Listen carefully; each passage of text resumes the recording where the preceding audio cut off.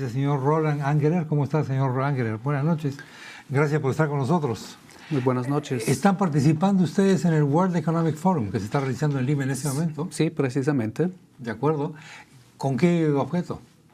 Bueno, hemos venido para decirles a los participantes del foro que la inversión en las niñas es económicamente inteligente. Es económicamente inteligente. Sí. ¿Qué es lo que pasa económicamente si no se invierte en las niñas? Bueno, primero hablamos si invertimos en las niñas porque sabemos que garantizar que 1% más de niñas cumplen con la secundaria va a crecer el Producto Interno Bruto por 0.3%. 0.3%, solo con que cumplan un año más de educación. Solo que cumplen un año más de educación. ¿Cómo se llega a ese cálculo? Bueno, esos son estudios que se hicieron a nivel mundial. Ajá. Está comprobado que hay eso una funciona. Relación entre ambas cosas. Una relación, una correlación muy clara y muy obvia. Y también si hablemos al nivel familiar, sabemos muy bien que la inversión en la educación de las niñas garantiza una quiebra con el ciclo de la pobreza. Ajá. O sea, sabemos que las niñas mejor educadas tienen mejor acceso al mercado laboral y usan sus ingresos mejor para garantizar el bienestar de sus propios niños. O sea, van a salir en una generación niños mejores nutridos, mejor educados y ya listos para ser ciudadanos del bien que entran en el mercado y ya no son pobres. Solo el 15.9% de las mujeres en zonas rurales han logrado terminar la secundaria a la edad correspondiente. Esta es una cifra horrenda. Sí, es un rezagado que tienen las mujeres o las niñas en las escuelas y hemos investigado también las razones por las cuales no van a la escuela o se quedan atrás en la escuela. ¿Qué son? Uno de los temas es la pobreza. Claramente que hay zonas rurales donde no hay los recursos económicos y si las padres y madres tienen que decidir, siempre van a decir que se vaya el hijo y no la hija. No la hija, claro. Sabemos. Pero otros temas son la violencia. Muchas niñas no van a la escuela porque están expuestos a la violencia de sus compañeros, pero también de la violencia de los maestros. De adultos. De adultos. Claro. El tercer punto es el trabajo doméstico. Sí. Muchas niñas se quedan o se deben quedar en la casa porque tienen que lavar ropa, cocinar, cuidar a sus hermanos y hermanas menores porque la mamá tiene que trabajar. Reemplazan Entonces, a la mamá. Se quedan en la casa, no tienen tiempo para estudiar, no hacen sus tareas, se quedan atrás, fallan en las clases, repiten el año.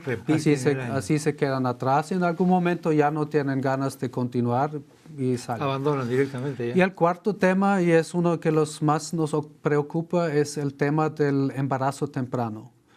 Tenemos en la región realmente un auge de niñas menores de 15, de 14 hasta 13 años que salen embarazadas. ¿Por qué motivo? Y sabemos que en esa edad no es de consentimiento. Es su gran mayoría es violencia sexual, violaciones de niñas menores que salen embarazadas. En la propia casa, de los vecinos. Normalmente son gente de confianza, gente que conocen. Gente de confianza, sí. Y está en aumento y eso normalmente significa que la niña también sale de la escuela, alguien tiene que cuidar a ese bebé y normalmente ya pierden todo el ritmo y la dinámica de volver a entrar a estudiar. Y eso es una causa principal que nos preocupa y que tenemos que enfrentar claramente. ¿Estamos haciendo lo correcto para combatir esta realidad? No estamos haciendo suficiente. Yo creo que se ven en Latinoamérica avances en el ingreso a las escuelas. Las tasas de inscripción suben. Aumentado. Pero las tasas de continuación y de culminación de los estudios siguen bajos. Aquí usted tiene los datos. En las zonas rurales, aquí en Perú, solo son 43% de las niñas que culminan la secundaria. Eso es increíble. Y sabemos que 8 o 9 años escolares son lo mínimo que uno necesita para sobrevivir o ganarse una vida decente en la ciudad, en la sociedad del siglo XXI. En general se está comentando en el mundo que en América Latina y especialmente en Sudamérica hay un envidiable y sano crecimiento económico que hace palidecer a los europeos desarrollados, inclusive a los americanos. La pregunta es, con todo este boom económico, ¿estamos aplicando los recursos debidos a esto? ¿O vamos a continuar con la desigualdad que también es propia de América Latina? Lo que vemos un crecimiento económico que es solo para una parte de la población. Casi se puede decir hay dos caras de Perú o dos caras de Latinoamérica. Sí. El Latinoamérica creciente, el Latinoamérica brillante, que como usted dice es la envidia de muchos en el tema económico ahora, pero también hay ese Latinoamérica del lado oscuro que no se ve en los informes, que no se ve en los discursos, pero que sí se queda atrás y no se beneficia o no recibe suficientemente de ese crecimiento. En el Perú son particularmente llamativas las desigualdades regionales también, ¿no? Sí. Entonces tenemos, por ejemplo, hemos tenido últimamente una mejora en el tema de la desnutrición infantil.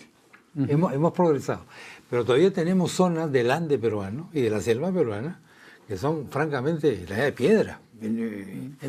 Estoy haciendo una exageración, pero son niveles africanos, subsaharianos, Sí. de pobreza y de todo. Y parece que no podemos llegar.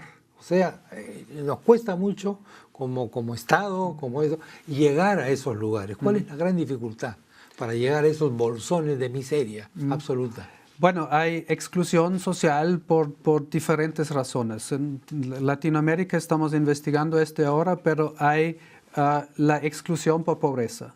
Hay gente que no tiene suficientes recursos para entrar en el mercado y beneficiarse de todo lo que pasa en el sector formal. Hay exclusión por distancia. Gente que vive en zonas remotas, como las zonas amazónicas o en las zonas montañosas en algunas partes. Y el tercero es la exclusión por discriminación, es por alguna facultad personal, que puede ser que sean grupos indígenas, que sean mujeres o niñas, que sean afrodescendientes, que sean discapacitados o que viven en las calles y no están incluidos en los sistemas de atención y de prestación de servicios. O sea, hay diferentes razones por las cuales grupos están excluidos y una vez que pierden el nexo con el sector formal, no hay puentes para incluirlos. Algunos gobiernos en los últimos años realmente han invertido en el sector social y hay como programas de transferencia de recursos a familias pobres, pero el problema es que se quedan como en el subsidio, no se transforman en una inversión económica. Y aquí en Perú, por ejemplo, tenemos un programa que quiere graduar la gente de la extrema pobreza con un subsidio, pero a la vez con un entrenamiento en emprendedurismo para que invierten esos subsidios en algo productivo. Y después de 1 año o 2 años ya no requieren el subsidio. Sí, o sea, los estados continúan con un sistema de dependencia cuando deberían trabajar para que la gente se vuelva independiente. Para que la gente se emancipe, ¿no? Pero a veces la tentación política es más fuerte, oiga, que la razón. Entonces, hay que hablar también del sector privado porque eso también está en el foro económico en este momento, que también se ven avances. O sea, muchas empresas que reconocen su responsabilidad social, que entienden que las empresas no solamente son productores de ganancias, de dineros para los dueños, sino tienen una función en una sociedad y tienen que producir, pero también tienen que garantizar que su producción sea sostenible y sea al beneficio de los empleados, de los consumidores y todos los que se afectan o se benefician. Plan es una organización, una de las más viejas, que trabaja en favor de las niñas. Nació en la Guerra Civil de España en 1937 y ya tenemos 50 años de trabajo en Latinoamérica también, a través de un programa de desarrollo comunitario centrado en los niños. Trabajamos en comunidades excluidas, lejanas, remotas, sin muchos recursos y trabajamos por 15, 20 años en la misma zona para desarrollar el capital social y convertir a esas familias o las niñas y las niñas mismos en los actores de su propio desarrollo. Un proceso de emancipación, como usted dice. ¿Cómo ingresan ustedes a las comunidades? Porque a veces ese es un problema. Para muchas organizaciones, tener un nexo con una comunidad que sea un nexo sano, digamos, que vaya a durar en el tiempo, que no signifique corrupción o crear una expectativa que va a durar un año o ser manipulados políticamente, a veces es muy difícil. Sí, no, seleccionamos las zonas por índices de pobreza normalmente, después entramos en un periodo de 3 a 6 meses, interactuamos con todas las fuerzas de las comunidades, con todos los líderes locales, con los gobiernos locales, con las organizaciones ya existentes y con ellos mismos trabajamos un plan de desarrollo para que sepamos que en esa comunidad qué se requiere.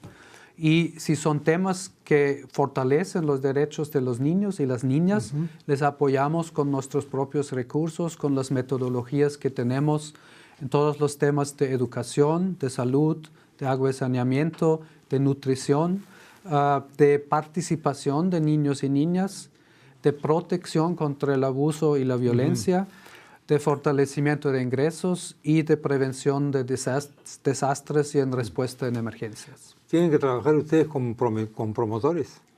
Tenemos personal, sí, trabajamos con personal propio entrenamiento, ¿no? que trabaja en las comunidades, que entrena a madres en la nutrición, a los alcaldes y los municipios. De seguimiento, es un trabajo de acompañamiento diario, semanal. Claro, diario.